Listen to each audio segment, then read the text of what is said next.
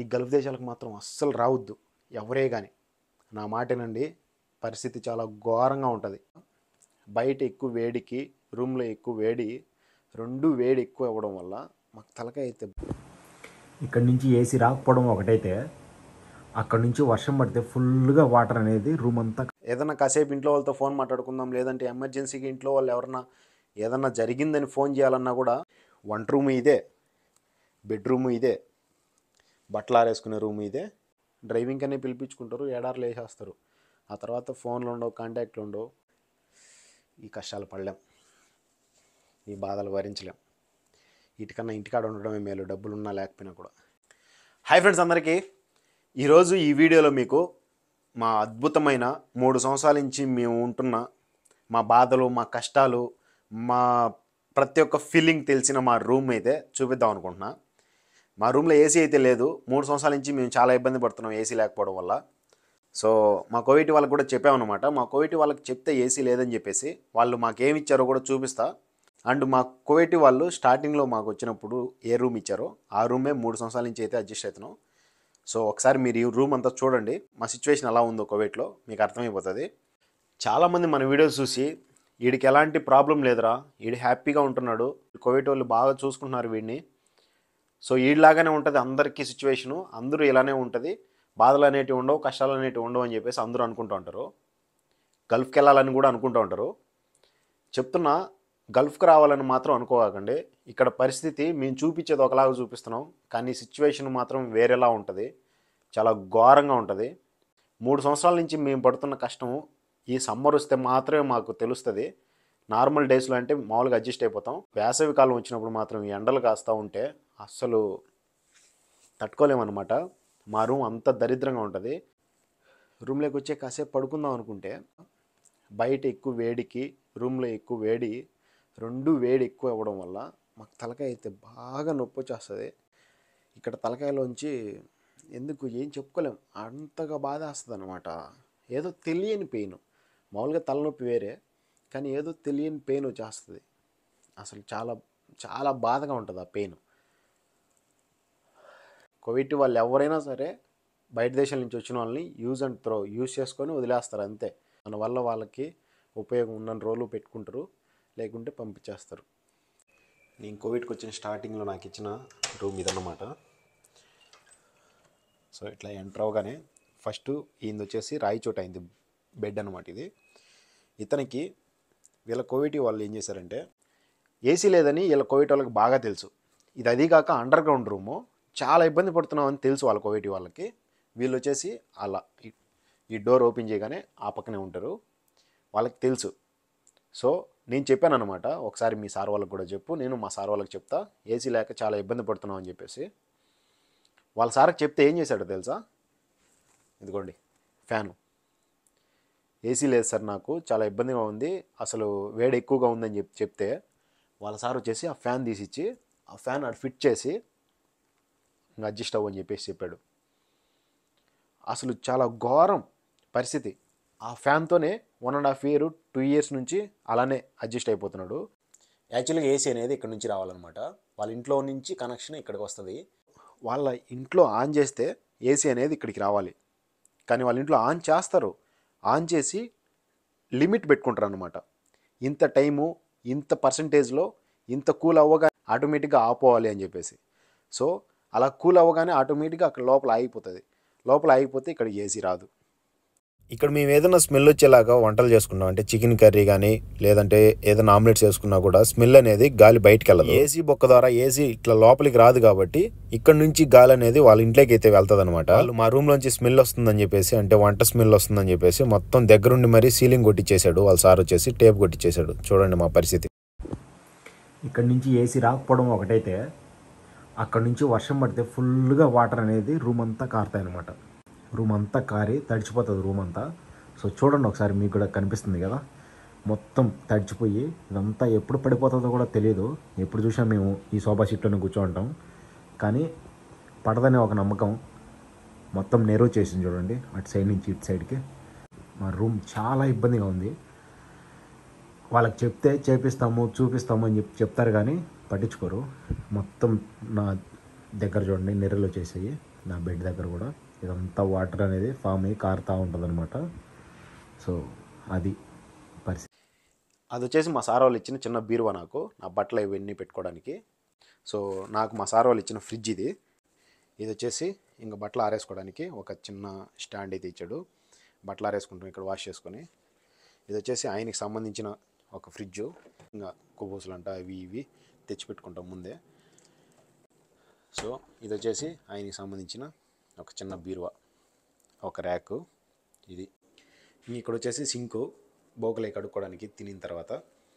ఇక్కడ వచ్చేసి ఏమన్నా వస్తువులు పెట్టుకోవడానికి ఒక చిన్న పైన ర్యాక్ అయితే ఇచ్చాడు అనమాట, ఒక పెద్ద ర్యాకు అదనమాట. ఒక పెద్ద ర్యాక్ అయితే ఇచ్చాడు. అండ్ అక్కడే ఫిల్టర్ వాటర్ ఫిల్టర్ అయ్యి అది తాగేదానికి, ఇవి వచ్చేసి వాడుకునేదానికి, కడుక్కునేదానికి. సో కింద వచ్చేసి ఇంకో ర్యాకు. ఇక్కడ వచ్చేసి మేము బండ్లు కడుక్కోవడానికి షాంపూలు, సోపులు అలాంటివి పెట్టుకుంటాం అనమాట.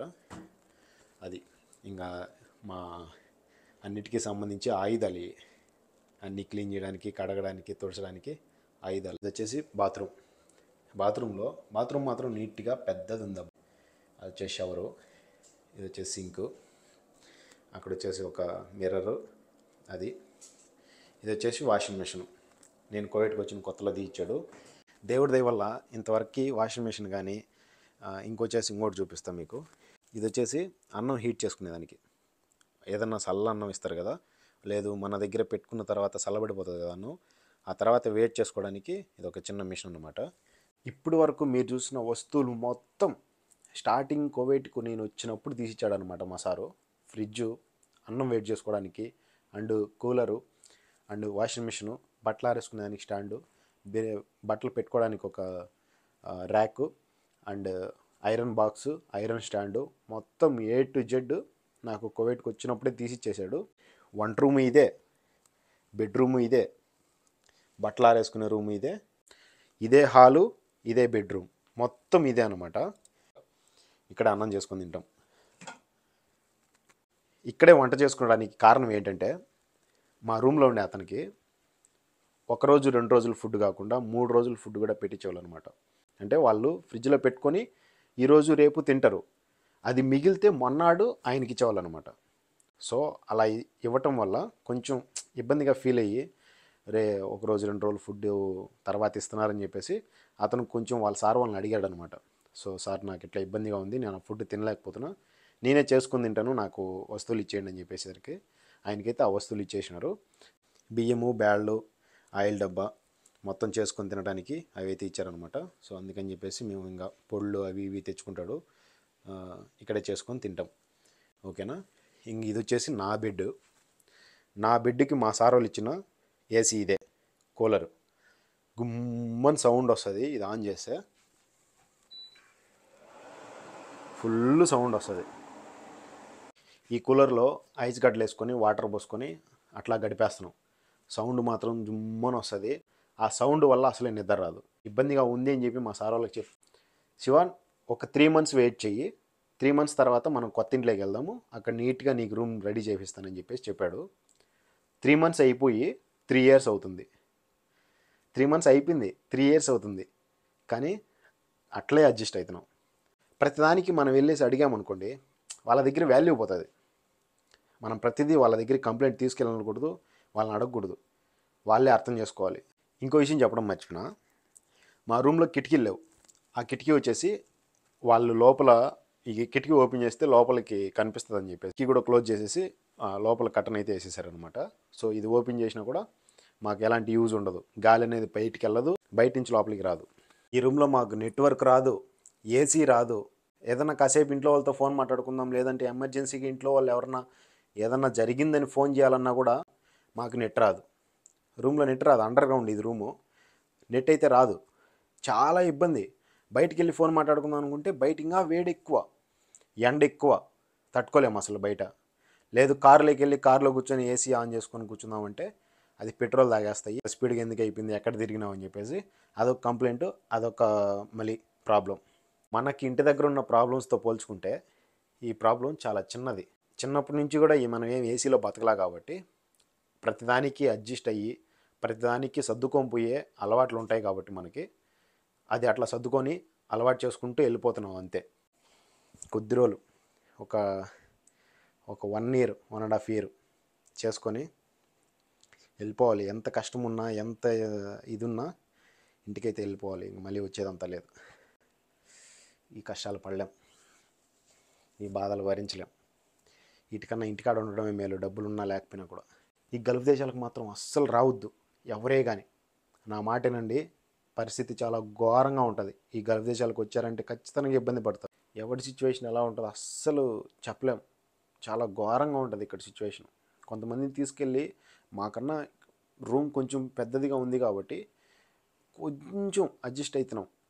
ఇంకొంతమందికి అయితే చిన్న రూమ్ ఇచ్చేస్తారు, దాంట్లో కూడా ఏసీ ఉండదు. ఇంకొంతమందిని తీసుకుని వెళ్ళిపోయి ఎడార్లో వేసేస్తారు. డ్రైవింగ్ అనే పిలిపించుకుంటారు, ఎడార్లో వేసేస్తారు. ఆ తర్వాత ఫోన్లు ఉండవు, కాంటాక్ట్లు ఉండవు. చాలా ఘోరంగా పెడతారు. సిచ్యువేషను ఘోరంగా ఉంటుంది. ప్రతి ఒక్కడి పరిస్థితి ఇట్లనే ఉంటుందని అయితే చెప్పను, ఇంతకన్నా ఘోరంగా కూడా ఉండొచ్చు. సో దానివల్ల కొంచెం ఒరే పర్లేదురా మనకైతే కొంచెం బాగానే ఉంది అని అడ్జస్ట్ అవుతున్నాం తప్ప, ఇంతకన్నా ఘోరమైన పరిస్థితులు, ఘోరమైన వీడియోలు చూస్తే బాధేస్తుంది. అండ్ వాటితో పోల్చుకుంటే కొంచెం బెటరే అనిపిస్తుంది. ఈ గల్ఫ్ దేశాల్లో ఏసీ లేకపోతే ఎంత ఇబ్బందిగా ఉంటుందో ఇక్కడ గల్ఫ్ దేశాల్లో ఉన్న వాళ్ళకి బాగా అర్థమైంటుంది. ఇది మీకు అందరికీ చూపించాలి. ఇక్కడున్న సిచ్యువేషన్స్, కష్టాలు సుఖాలు అన్నీ చూపించాలి. ఇక్కడ ఎలా అడ్జస్ట్ అవ్వాలి ఏంటి అనేది చూపించాలనే ఉద్దేశంతో వీడియోస్ పెడుతున్నాం. అదన్నమాట మా రూము. చూశారు కదా. ప్లీజ్ లైక్ చేయండి, ఇంకా కొంతమందికి ఈ వీడియోని షేర్ చేసి సబ్స్క్రైబ్ చేయండి. నెక్స్ట్ వీడియోలో మళ్ళీ కలుద్దాం. ఇంకా ఇలాంటి మరిన్ని వీడియోస్ కోసం మన ఛానల్ని సబ్స్క్రైబ్ చేసి ప్లీజ్ సపోర్ట్ చేయండి. Thank you so much and love you all. జై హింద్.